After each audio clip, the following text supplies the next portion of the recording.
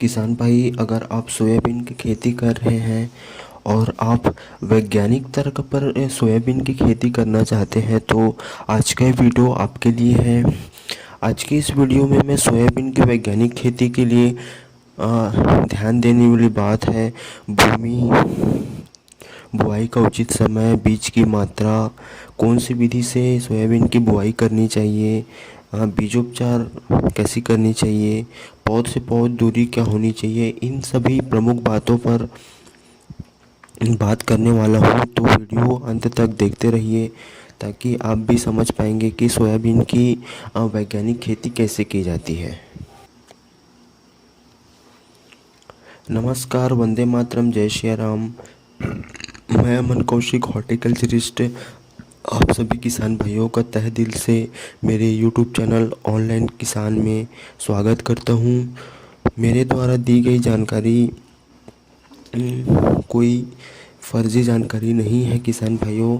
मैं 4 साल 5 साल तक एग्रीकल्चर बीएससी की पढ़ाई इंदिरा गांधी कृषि विश्वविद्यालय छत्तीसगढ़ से की है। तो मेरे द्वारा जो बताई गई जानकारी है वो एक वैज्ञानिक तर्क या किताबी ज्ञान से जो हमें ज्ञान प्राप्त हुई है 4 साल में, उस जानकारी को आप लोगों के माध्यम वीडियो के माध्यम से आप लोगों तक पहुंचाता हूं। दोस्तों, सोयाबीन की खेती अमेरिकन तर्क पे हम कैसे वैज्ञानिक तर्क में करेंगे। अमेरिका एक विकसित देश है दोस्तों, आप जानते हैं वहाँ की खेती जो है इंडिया से एडवांस है, क्योंकि वहाँ तकनीकी और वैज्ञानिक तरीक़ों का उपयोग कर खेती की जाती है। आप सब जानते होंगे, लेकिन आप सबको मैं बताना चाहूँगा आपके नॉलेज के लिए, अमेरिका में जो खेती होती है उस खेती को करने के लिए अमेरिकन जो फार्मर है वो इंडिया के फार्मर्स को बुलाते हैं, या इंडिया के लोग वहाँ लीज में ज़मीन लेकर, रेंट में ज़मीन लेकर किसानी करते हैं। तो आप भारत देश में रहकर सोयाबीन की खेती कर सकते हैं और एक अच्छा उत्पादन पा सकते हैं। तो सोयाबीन की अच्छी उत्पादन के लिए सबसे पहले होता है भूमि का चुनाव।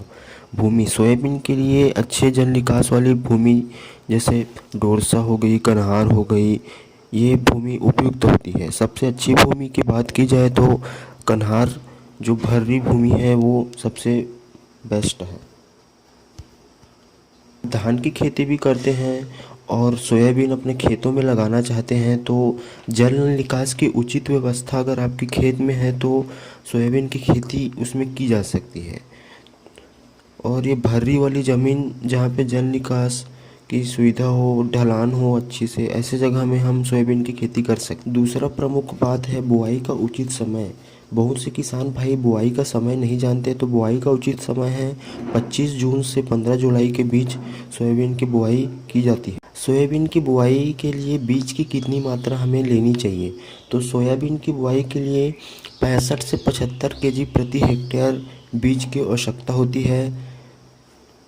और इसे सोयाबीन को बोने के लिए आप कतार बोनी अमेरिका में बहुत ही प्रसिद्ध है, कतार में बोई जाती है। हमारे देश में कई जगह ऐसे ही बो देते हैं छिड़कावा विधि से, तो मैं आपको सजेस्ट करूंगा कि आप कतार में सोयाबीन की बोनी करिए। अगर सोयाबीन की एक अच्छी उपज आप प्राप्त करना चाहते हैं तो बुआई की जो विधि होती है सोयाबीन की, उसे कतार में बोइए और पौध से पौध की दूरी आप 8 से 10 सेंटीमीटर रखिए साथ साथ, और कतार से कतार की दूरी जो है 30 सेंटीमीटर रखिए। ये एक आइडियल डिस्टेंस होता है सोयाबीन की कतार से कतार बोनी के लिए। क्यारी विधि से भी बोनी की जा सकती है। इंदिरा गांधी कृषि विश्वविद्यालय द्वारा इंदिरा सोया ड्रिल विकसित किया गया है, जिससे बोनी करने पर ऊंची क्यारी बनाकर बीजों को बोनी की जा सकती है। ये मतलब ऊंची क्यारी बनाकर हम बीजों को बो सकते हैं। इंदिरा गांधी कृषि विश्वविद्यालय द्वारा इंदिरा सोया ड्रिल विकसित की गई है।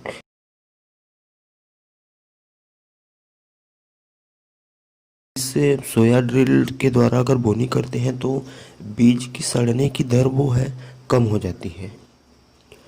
तथा पौधों की वृद्धि व सोयाबीन का उत्पादन भी अधिक होता है। सबसे प्रमुख बात है बीज उपचार। बीज को बोने के लिए आपको बीज उपचारित कर लेना चाहिए, क्योंकि सोयाबीन में बहुत से फंगल डिसीज़ लगने के चांस अधिक होते हैं। तो बीज उपचार के लिए मैं आपको बताना चाहूँगा, सबसे पहले आप कार्बेंडाजिम या कार्बोक्सिन की 2 ग्राम दवा को प्रति किलो बीज की दर से आप बीज को उपचार कर सकते हैं। दूसरा बीज उपचार की बात की जाए तो ट्राइकोडर्मा विरिडी कल्चर जो है, 5 ग्राम दवा को आप प्रति किलोग्राम बीज के हिसाब से बीज को उपचारित कर बुआई कर सकते हैं। तो सोयाबीन की खेती सबसे ज़्यादा मध्य प्रदेश, राजस्थान, महाराष्ट्र, छत्तीसगढ़ इन राज्यों में होती है। और सोयाबीन की खेती अगर आप वैज्ञानिक तर्क पे करना चाहते हैं, खाद की मात्रा, सोयाबीन की खेती के लिए खाद की मात्रा बहुत ही, सोयाबीन में नाइट्रोजन, फास्फोरस, पोटास इन सब की उचित मात्रा देने से उत्पादन बहुत ही अच्छी मिलती है। तो सोयाबीन को नाइट्रोजन की मात्रा कम लगती है, तो आप 20 से 25 केजी प्रति हेक्टेयर के हिसाब से नाइट्रोजन दे सकते हैं, और पोटास 30 से 40 केजी, और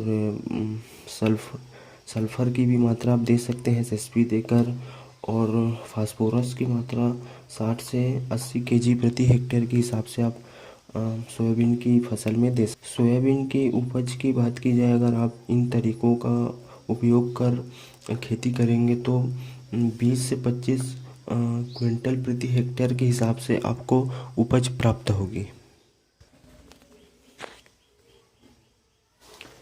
सोयाबीन की खेती में लगने वाले प्रमुख रोग, डिसीज़ के बारे में मैं बताना चाहूँगा।